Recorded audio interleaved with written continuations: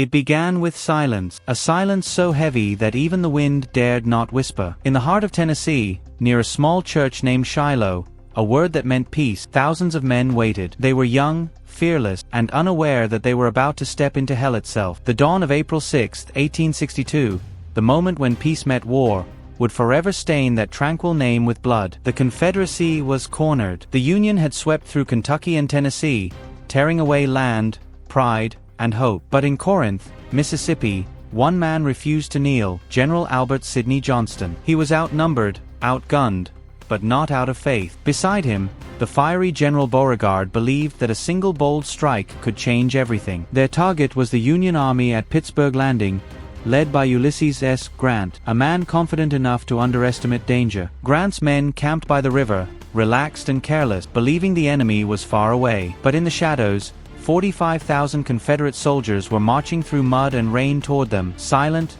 determined, ready for revenge. The march was chaos, but Johnston refused to retreat. "Better to fight a million," he said, "than to fall back once more." By the night of April 5, the Confederate Army reached the dark woods of Shiloh. Inside those woods, peace slept, unaware that dawn would awaken a storm. Before sunrise, Union Colonel Everett Peabody grew uneasy. The forest was too still. He sent a patrol forward. At 5 a.m., gunfire shattered the mist, the first cries of the Battle of Shiloh. Within minutes, thousands of rifles roared. Confederates surged through the trees like gray ghosts. Union soldiers stumbled from their tents, half-dressed, grabbing muskets as bullets tore through canvas. Grant wasn't there. He was miles away, having breakfast in Savannah when he heard the thunder of guns. He dropped his cup, mounted his horse, and rode straight into chaos. When he arrived, the world was on fire, soldiers screaming, lines collapsing, camps burning. Among them stood General William Tecumseh Sherman, his first real trial by fire. At Shiloh Church, bullets grazed his coat,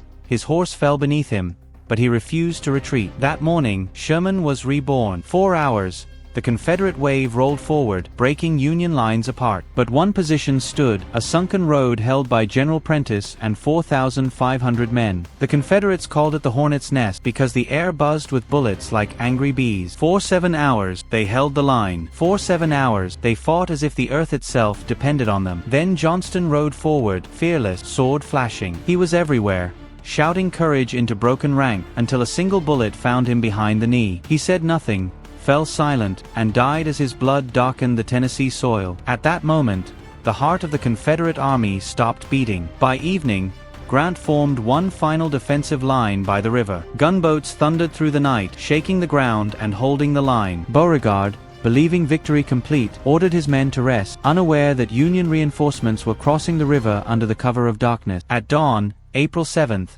rain fell over the battlefield, cooling the blood-soaked earth. Now it was Grant's turn to strike. Fresh divisions from Buell and Wallace charged forward. Exhausted and leaderless, the Confederate Army began to break. By afternoon, they fell back toward Corinth, leaving behind more than 10,000 dead and wounded. Shiloh was over, but America would never be the same. The illusion of a short war died that day. Even Abraham Lincoln, shaken by the horror, stood by Grant, saying only, "I cannot spare this man. He fight." The dream of peace that gave Shiloh its name was buried under its own soil. But history remembers it not just for the blood, but for the awakening, the moment a nation realized the true cost of war. For Grant, it was the day he learned that courage is not glory, and victory is never free. For Johnston, it was the day peace met war, and lost. So when you hear the name Shiloh, don't think of peace. Think of thunder. Think of the morning mist, the gunfire, the cries that echoed once and never again. Because in that small Tennessee church, America learned what war truly meant. This is Gun Empire,